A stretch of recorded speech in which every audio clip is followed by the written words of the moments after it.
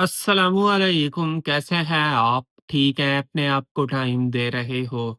अपने आप को टाइम दिया करो और मुस्कुराते रहा करो, ज़िंदगी बेहतर बनेगी।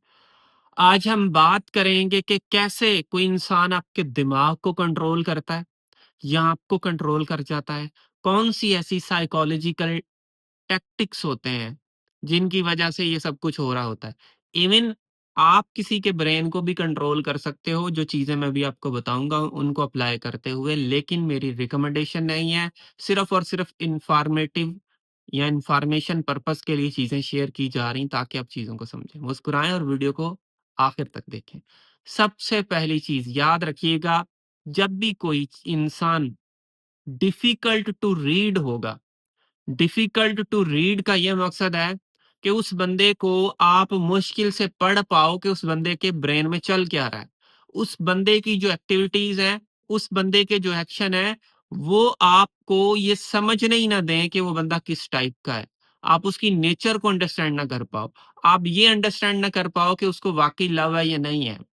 आप कंटिन्यू एक उलझन का शिकार हो उस बंदे को लेकर।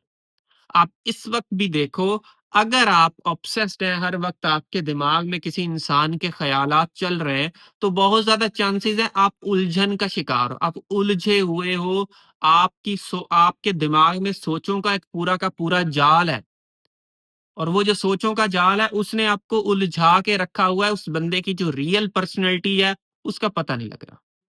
जिसकी वजह से क्या हो रहा है, आप उसके कंट्रोल में जा रहे हो, आप इमोशनल हो रहे हो, आपके दिमाग में उसकी सोचें लूप की तरह चलती हैं, आप इमोशनल होते हो, उससे राब्ता करते हो, उससे सवाल करते हो, क्या वाक़ई मेरे साथ सच्चे हो कि नहीं? बताओ मेरे साथ रिश्ता लेके चलोगे कि नहीं चलोगे? सच ही बताओ, बता क्यों नहीं रहे? अगर आप नहीं बताओगे तो ये हो जाएगा, रिश्ता रखना कि नहीं मुझे बताओ। आप इस टाइप के सवालात करते हैं।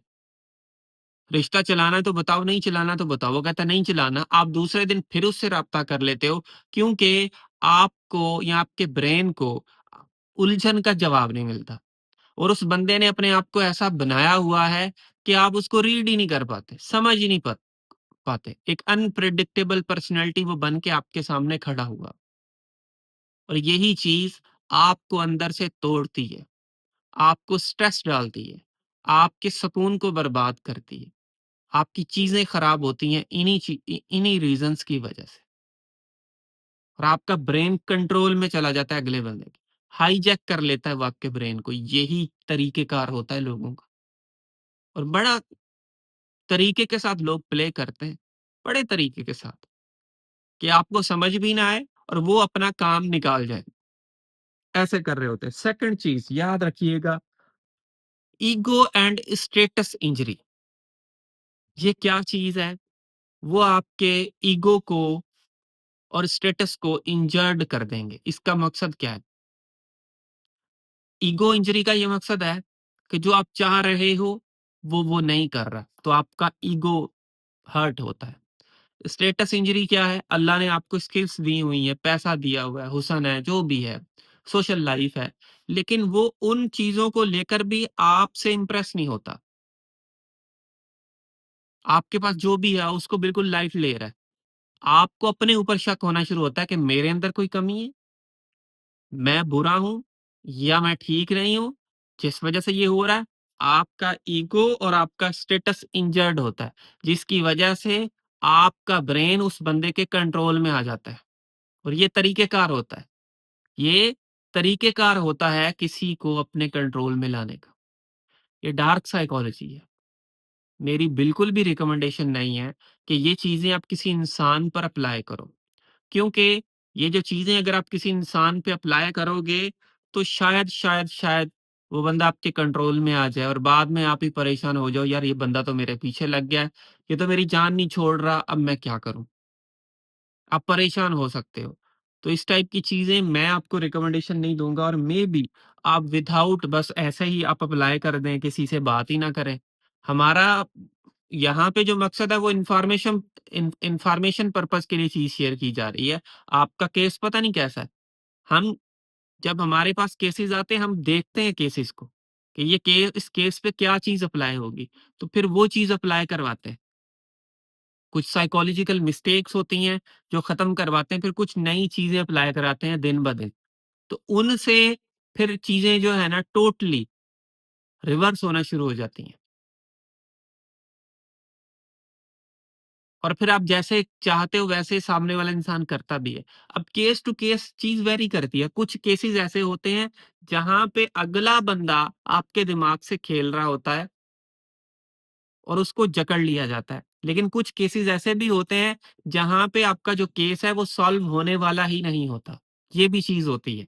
और फिर कुछ लोग जिनके पास आप जाते हो वो आपको जो बस लारे लगाते रहे, हाँ, हो जाएगा, आपसे पैसे बटोरते हैं। तो जो चीज़ क्लियर होती है वो अगले के सामने रखी जाती है। अब आप मेबी मेरी चीज़ सुन के वीडियो से आप अप्लाई करें और मेबी आपका केस पता नहीं किस टाइप का उस पे वर्क ना करे या आपके अगेंस्ट वर्क कर दे, कोई पता नहीं है। फिर आप सोचेंगे ये क्या हुआ? इसलिए सुन के बस अप्लाई नहीं कर देना, ये थोड़ा-सा आपने अपने ब्रेन में रखना है। अच्छा, और चीज़ें याद रखना, जितना ज़्यादा आप गुस्सा करोगे, उतना ज़्यादा किसी के कंट्रोल में जाओगे। सामने वाला इंसान कहीं न कहीं आपको गुस्सा करवाता है। कैसे? रिप्लाई नहीं देगा, कॉल पिक नहीं करेगा, आप गुस्से में आ जाओगे और उस गुस्से के अंदर आप उसके ज़्यादा कंट्रोल में जाते हो। जितना ज़्यादा आप इमोशनल होंगे, उतना ज़्यादा किसी इंसान के कंट्रोल में आसानी से जा सकते हो। वो आपकी दुखती रग को पकड़ लेता है। आप गेम्स देखें, क्रिकेट देख लो, कोई और चीज़ें हैं, माइंड गेम्स होती हैं उनके अंदर भी। क्रिकेट में एक बॉलर आकर बैट्समैन को गुस्सा दिलाता है, ताकि वो गलत शॉट खेले या पीछे से उनको जो है ना कीपर कोई बात बोलता है, फील्डर कोई बात बोलता है, बस ये कॉन्फिडेंस का लो हो रहा है, ये वो फलाँ।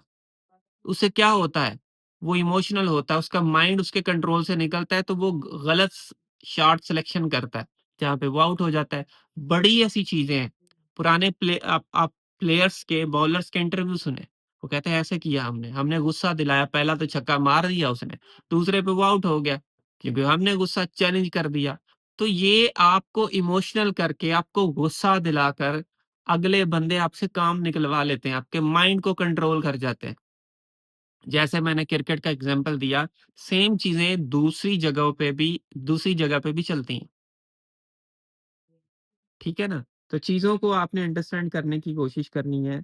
उसके अलावा साइकोलॉजी कहती है कि ऑन योर कॉन्फिडेंस, अपने कॉन्फिडेंस के मालिक बनो और कॉन्फिडेंस आप में कब आएगा? जब आप अपनी सेल्फ रिस्पेक्ट को ऑन करोगे।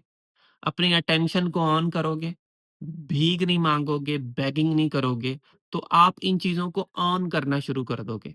तो कोई बंदा आपको कंट्रोल नहीं करेगा। कोई आपको तब कंट्रोल करता है जब आप ये सारी गलतियाँ करते हैं जो मैंने बताई हैं। अगर नहीं करोगे, तो किसी के अंदर ताकत ही नहीं है कि वो आपको कंट्रोल कर पाए। मुझे उम्मीद है आपने इस वीडियो से कुछ ना कुछ चीज़ें ज़रूर सीखी होंगी। So thank you for watching this video. आखिर में मेरी आप सब लोगों के लिए दिल से दुआ है अल्लाह आपको खुशियाँ दे और आपके सारे गम धो दे। आमीन सुम्मा आमीन। अल्लाह हाफ़िज़।